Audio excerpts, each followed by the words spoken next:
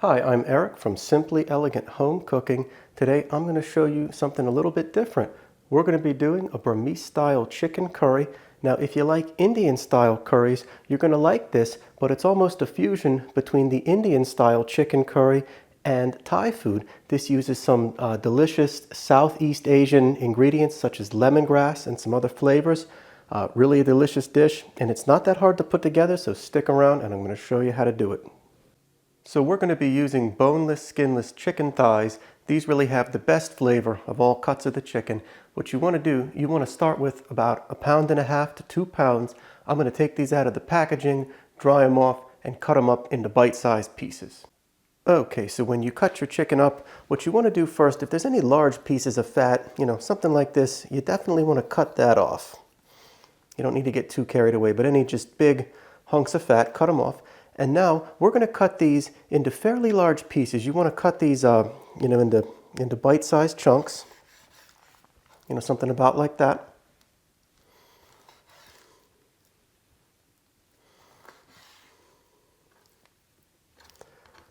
There's just a little bit extra fat. I'm going to continue to trim that off.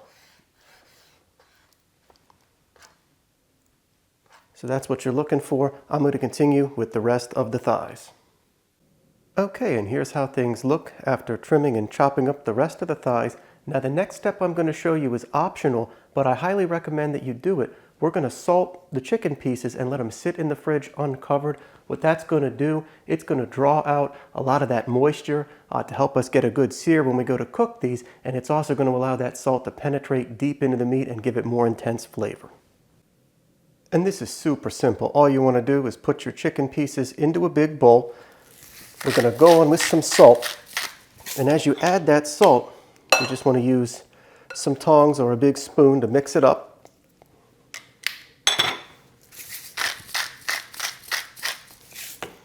And you want to use a little bit more salt than you think. If you can handle salty food, it is really going to make a big difference.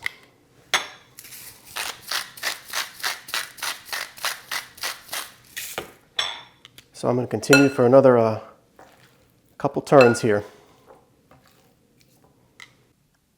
Okay, and after you have thoroughly salted and thoroughly mixed your chicken, you want to just make sure that that salt's evenly incorporated all over. Take your chicken pieces and lay them out on a cooking tray with a rack. It should look a little something like this. And what we're going to do, we're going to put this in the refrigerator uncovered. I'm going to let it go for about 4 hours. Really anywhere in that 2 to 6 hour range works well depending on how much time you have. And this is going to allow that salt to penetrate into the chicken, and it's also going to help to eliminate any of that surface moisture. So it's really going to get a nice sear when we go to cook this up. Okay, so once you're about an hour away from your desired cooking time, you want to take the chicken out of the fridge and let that come up closer to room temperature. And at this point, we can start prepping some of the other ingredients. So this is lemongrass. This is one of the really interesting ingredients that's going to give this Burmese chicken curry a unique flavor. What you want to do, if you've never cooked with lemongrass before, one of the most important things, you want to beat this with a meat mallet to release the oils before you cut it up. So you want to take a mallet and just kind of hit it like that.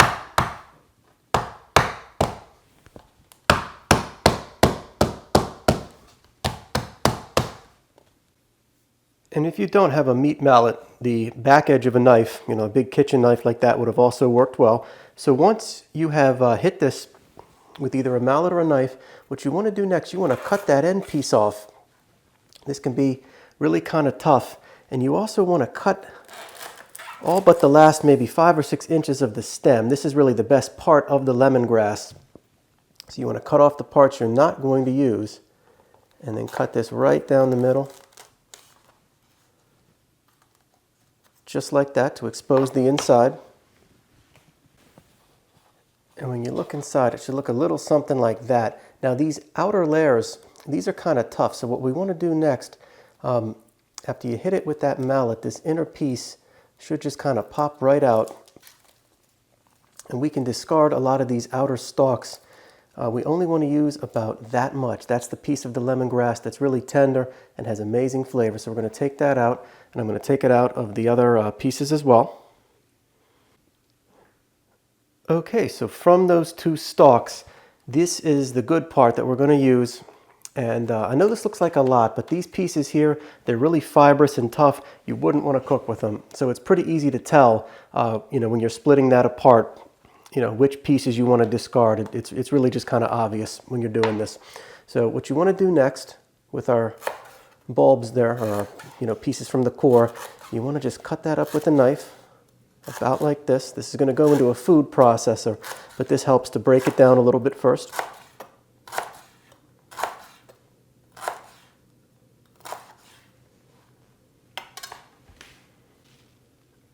Okay, and next we're going to prep the ginger. Now this is a little bit more than I'm going to need, so I'm just going to trim off these end pieces. They're just more trouble than they're worth. I just cut those off and discard them.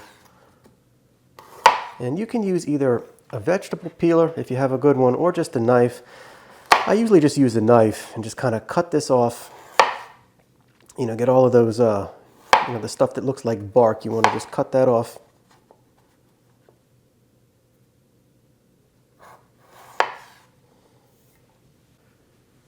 Okay, and after trimming away all that bark, that's what we're left with. So, you can use as much or as little as you like. This is about, about a thumb-sized piece. What you want to do next, you want to just kind of slice this up. You don't have to be too precise because, again, it's going to go in a food processor. But this will just speed the process up to get it started with your kitchen knife.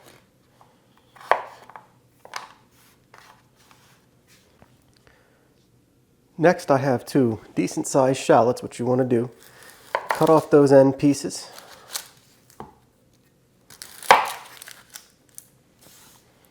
Then just slice that right down the middle.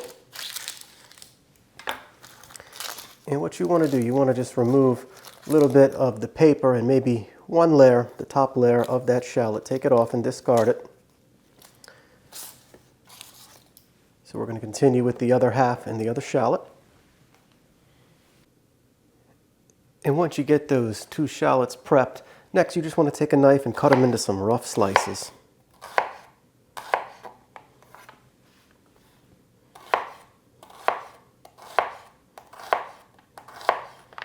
So I'm going to continue with the rest of this till it's all cut up.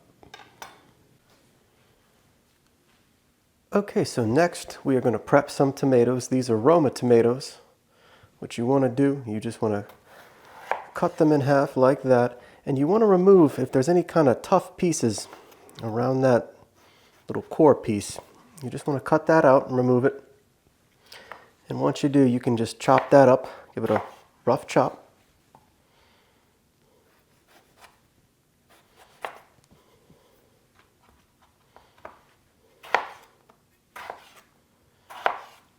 So I'll continue with the other 2 tomatoes. Next, you want to take at least a half dozen cloves of garlic, and more if you prefer, and you want to remove the skins. Okay, so I peeled that garlic, and in the process, I cut most of it in half. What you want to do next, we're just going to continue giving everything a rough chop before it goes into a food processor. Okay, so here's how our food processor looks, filled to the brim with everything. We're almost done the prep work, just a few more things. Going to add about 2 teaspoons of ground turmeric. This is going to give a nice earthy flavor and a beautiful color to our curry.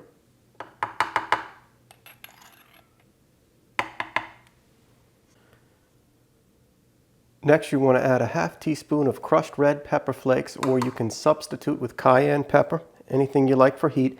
And obviously, you can use more or less to suit your tastes.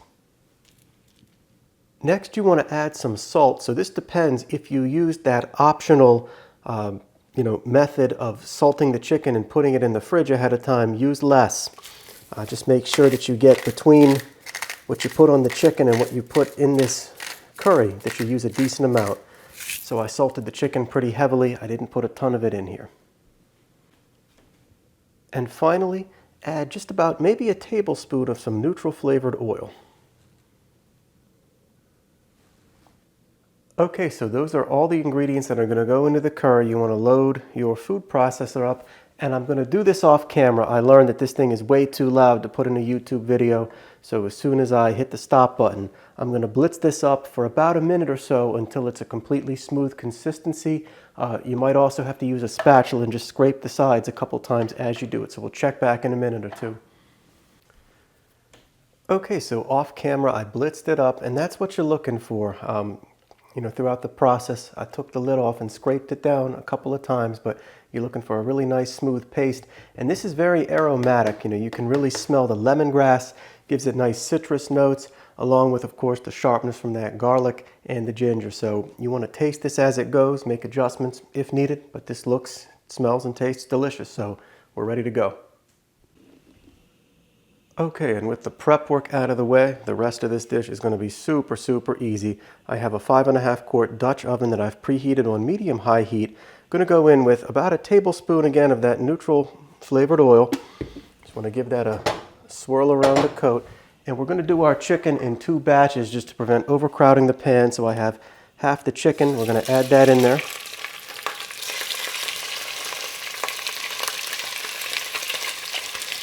And we're going to cook that, stirring occasionally for about 5 minutes or until there's no pinkness in the chicken. And it just takes about 5 minutes. You don't need the chicken cooked all the way through. You just want some color. It should look just like that. We're going to take this half of the chicken out. Going to add just a little bit more oil. You don't need much. And we're going to go in with the other half of the chicken.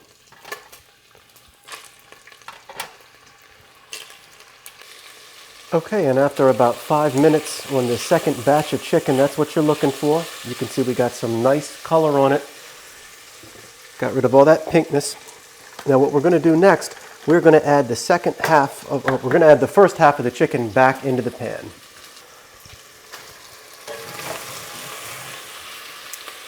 So you just want to get it in there, give it a big stir. And next we want to add in that curry from our food processor. So once your chicken and your curry are in there, you just want to take a spatula and just really stir that around. You want to make sure everything is evenly mixed up. I'm going to turn the heat down to medium-low just for a minute to let that calm down. Okay, so I'm turning that up just a little bit now again. We want to get that up to a decent simmer. This is a good time to test it, to taste test it. Needs a little bit more salt.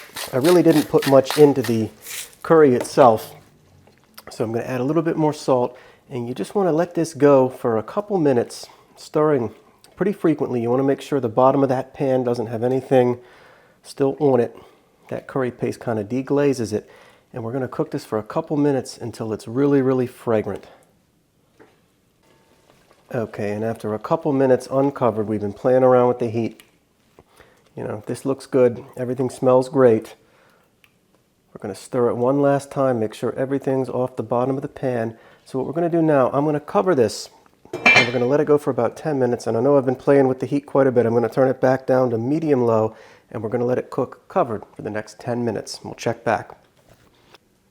Okay, so after 10 minutes covered, let's take that off and see how we're looking. I did stir this a couple times in the process, but that looks good. Nothing sticking to the bottom of the pan. So what we want to do next, we're going to allow this to continue cooking uncovered now. I'm going to turn up the heat to about medium. We want to bring this up to a pretty significant simmer, and we're going to let it cook down, reduce in volume, and really concentrate those flavors. And that's what you're looking for on the simmer. So we're going to let this go maybe 6 to 8 minutes uncovered, the rapid simmer. And at this point, you really do want to stir it quite a bit. You don't want to step away for more than a minute or so, just to stir that and keep it going and make sure nothing gets burnt on the bottom of that pot. Okay, so this has been going uncovered for about, maybe 6-7 minutes. Just want to stir it around. And that's the consistency that I like. You can kind of gauge this. You want it to thicken up, but you don't want to take it too far. So at this point, I'm going to turn the heat off. Just give this a big final stir here.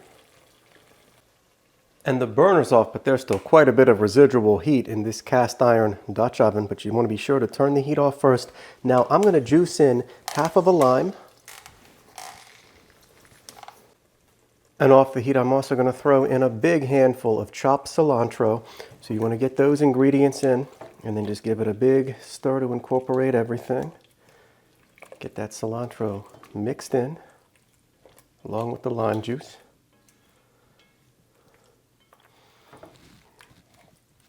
And there you go, Burmese chicken curry. This looks delicious. We are ready to plate this up. Okay, so here's the finished dish. Burmese chicken curry served over steamed jasmine rice. That's how I like it. It also works with noodles. This is a delicious dish. I garnished with some additional cilantro, lime wedges. I really hope you enjoyed this dish. I hope you give it a try. And if you like this video, be sure to like, comment, and subscribe. We're going to be doing many, many more delicious recipes. I'm Eric from Simply Elegant Home Cooking, and I look forward to seeing you again real soon.